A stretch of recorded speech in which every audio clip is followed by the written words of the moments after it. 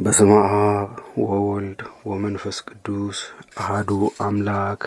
የካቲት 9 በዚች ቀን የከበረ በሶርያ ሀገር ላሉ መነኮሳት አባት የሆነ ታላቁ አባ በርሱማ አረፈ።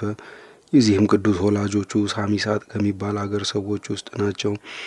አንድ በዋሻ ውስጥ የሚኖር ሰው በእርሱ ላይ ትንቢትን ተናገረ። ከመወለዱ አስቀድሞ ለአባቱ እንዲህ አለው፣ የትሩፋቱ ዜና በሶርያ ሀገር ሁሉ የሚሰማ ጣዕም ያለው ፍሬ ከአንተ ይወጣል።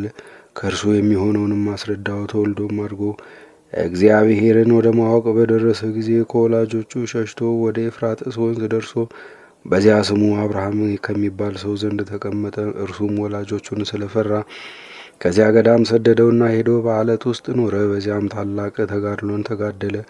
ወሬውም በሶርያ አገሮች ሁሉ በተሰማ ጊዜ ብዙዎች ደቀ መዛሙርት ወደ እርሱ ተሰበሰቡ። የዚያ ቦታ ውሃ ግን እጅግ መራራ ነበረ። በላዩ በጸለየ ጊዜ ተለውጦ ጣፋጭ ሆነ። እግዚአብሔርም በእጆቹ ድንቆች ተአምራቶችን አደረገ። ከእርሳቸውም በአንዲት ጊዜ ከደቀ መዛሙርቱ ጋር ከበዓቱ ርቆ ሳለ የፀሐይ መግቢያ ሰዓት ተቃረበ። የክብር ባለቤት ጌታችንን ኢየሱስ ክርስቶስን ለመነው። ወደ በዓቱም እስኪደርስ ያን ጊዜ ፀሐይን አቆመለት። በሌላ ጊዜም እንዲሁ ሆነ። ራዕም የምትባል አገር ነበረች። ሰዎቿም ከሃዲዎች ናቸው። በላያቸውም ዝናብ ተከለከለ። በተጨነቁም ጊዜ ወደ ከበረ አባ በርሱማ መጥተው ለመኑት። እርሱም ገሰጻቸው፣ እንዲህም አላቸው፣ ከክህደታችሁ ተመልሳችሁ በእግዚአብሔር ብታምኑ እርሱ ብዙ ዝናብን ያዘንብላችኋል።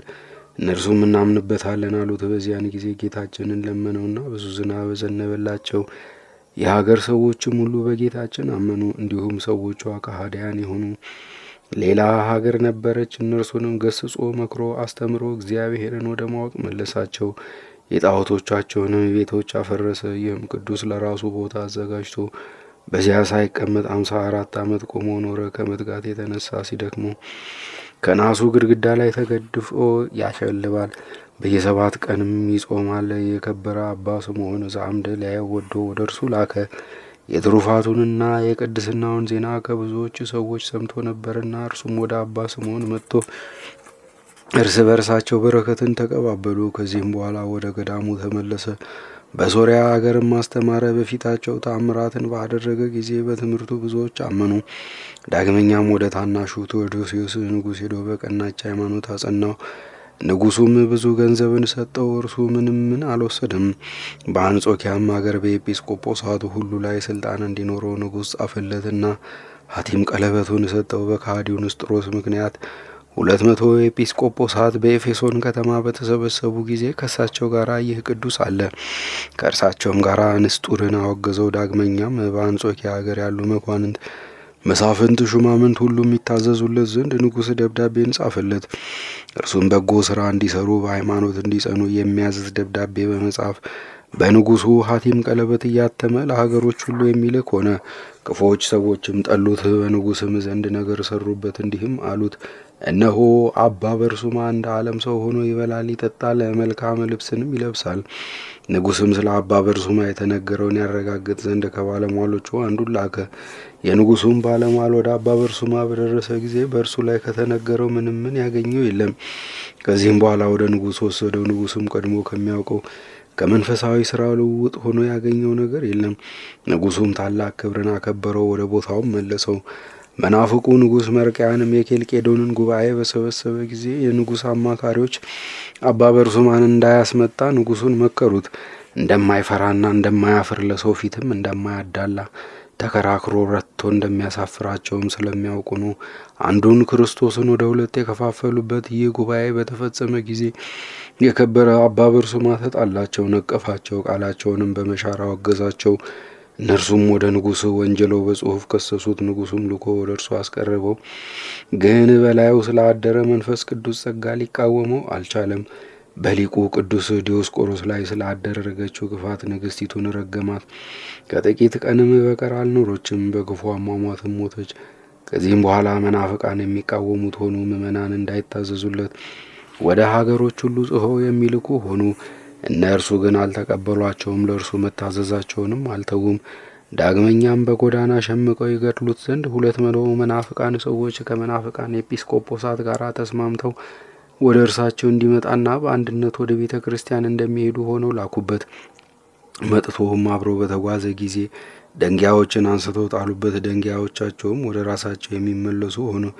በፍርሃትም ከእርሱ ሸሹ። እግዚአብሔርም ከዚህ ዓለም እስረኝነት ሊያወጣው በወደደ ጊዜ መልአኩን ወደ እርሱ ልኮ ከ4 ቀን በኋላ ከዓለም እንደሚፈልስ ነገረው። በዚያንም ጊዜ በዙሪያው ወዳሉ ሀገሮች ምዕመናንን ያጽናናቸው ዘንድ ረድኡን ላከው። እርሱም ሲዞር የመጥምቁ ቅዱስ ዮሐንስ ራስ ወደምትኖርበት ቦታ ደረሰና የከበረች የቅዱስ ዮሐንስን ራስ እጅ ነሳት። ስለ ከሃዲው ስለ ንጉሥ መርቅያን በማልቀስ ለመነ። እንዲህ የሚልም ቃል ከመጥምቁ ዮሐንስ ራስ ወጣ። አባ በርሱማ ወደ እግዚአብሔር ስለ ከሰሰው ያ መርቅያን ሞቷልና አትፍራ። የከበረ አባ በርሱማ ረድኡን ባረከውና በሰላም አረፈ። ከባቱም ደጃፍ ከምድር እስከ ሰማይ የሚደርስ የብርሃን ምሰሶ ተተክሎ ታየ። ምዕመናንም ሁሉ ከሩቅ አይተው ወደ እርሱ መጡ። አርፎም አገኙት። ከስጋውም ተባረኩ፣ በላዩም አለቀሱ። ከእርሱም ስለ መለየታቸው እጅግ አዘኑ። እንደሚገባም እየዘመሩና እያመሰገኑ ገንዘው በመቃብር አኖሩት። ለእግዚአብሔር ምስጋና ይሁን፣ እኛንም በጸሎቱ ይማረን፣ በረከቱም ከእኛ ጋር ለዘላለሙ ትኑር አሜን። በዚህችም ዕለት የከበረ ሶርያዊ ጳውሎስ በሰማዕትነት ሞተ። የዚህም ቅዱስ ወላጆቹ የሶርያ ሰዎችና በእስክንድሪያ ከተማ የሚኖሩ ነጋዴዎች ናቸው። ከዚህም በኋላ በእስሙናይን ከተማ የሚኖሩ ሆኑ።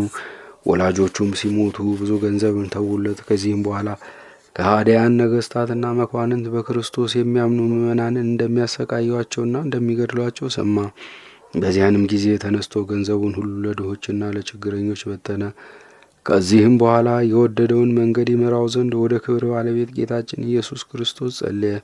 ጌታችንም መልአኩን ሱሪያልን ላከ። እርሱም በክብር ባለቤት ክርስቶስ ስም የሚደርስበትን ስቃይ ሁሉ ነገረው። እነሆ ከአንተ ጋር እንድኖር እንዳጽናናህም እግዚአብሔር አዞኛልና አትፍራ አለው።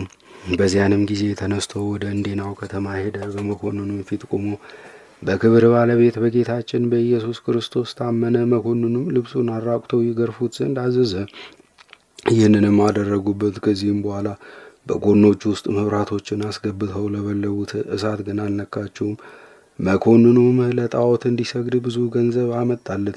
የተመሰገነ ጳውሎስም ወላጆቼ ሲመቱ 17 የወርቅ መክሊት ትተውልኝ ነበረ።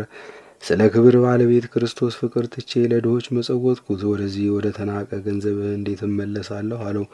መኮንኑም ሰምቶ ብረቶችን በእሳት አግለው በአፉና በጆሮዎቹ እንዲጨምሩ አዘዘ። ይህንንም አደረጉበት።